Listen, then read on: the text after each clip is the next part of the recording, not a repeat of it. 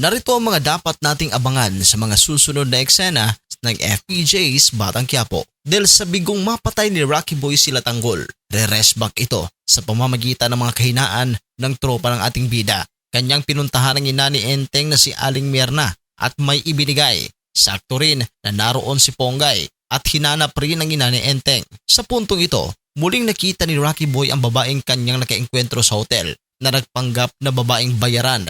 Ang panahon rin na binugbog siya ni Tanggol noon. Dito naman ay nagdrama na naman si Rocky Boy. Kaya nilapitan ito ni Ponggay para tulungan. Nang aktong tulungan na ng dalaga, bigla na lamang tinawag ni Rocky Boy si Ponggay ng Hello, baby girl. Kaya biglang tinutukan ni Ponggay ng baril, ngunit napigilan ito ni Rocky Boy.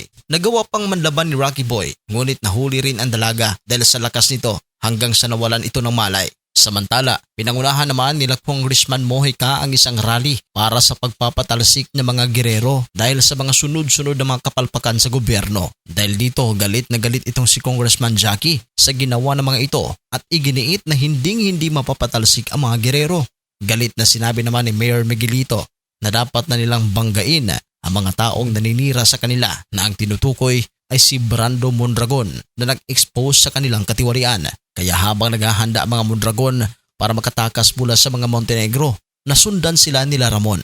Habang nakamasid naman sila Ramon sa aktibidad ng mga Mondragon, ay biglang dumating ang puwersa ng mga gerero at pinagbabaril ang mga tauhan ni Brando. Nang makita ni Ramon, naggrupo ng mga gerero ang umatake. Dali-dali siyang bumaba at pinaulanan ng bala ang mga kalaban. Si Divina naman abala sa paghahakot ng pera at pinasecure ang mga salapi.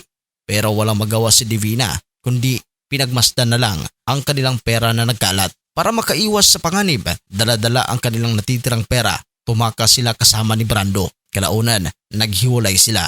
Habang nakipaglaban naman si Brando sa mga kalaban, kanyang nakasagupa si Ramon kung saan bugbog sarado ito mula kay Ramon.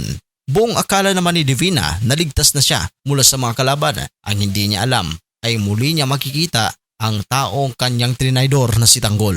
Ginamit ni Tanggol ang isang backhoe para harangan ang daan sa pagtakas si Divina. Na makita ni Divina na si Tanggol ang nagmaneho nito, kanya itong pinagbabaril. Habang umatras naman ang sasakyan ni Divina, itinuon ni Tanggol ang bucket ng backhoe sa sasakyan ni Divina para durugin ito. Napasigaw na lang si Divina sa pangalan ni Tanggol hanggang sa tinamaan nga ang sasakyan sa bucket ng backhoe at dinurog si Divina.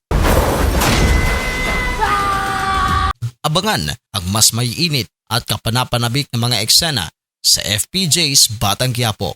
Huwag kalimutan na mag-subscribe sa ating channel sa Teleseries PH.